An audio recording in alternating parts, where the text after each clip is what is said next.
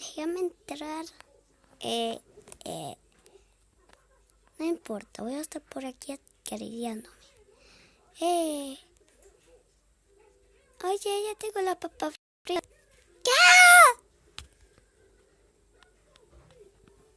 ¿Por qué rompiste la ventana?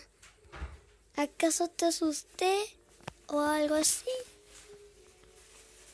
Chon, chon, chon.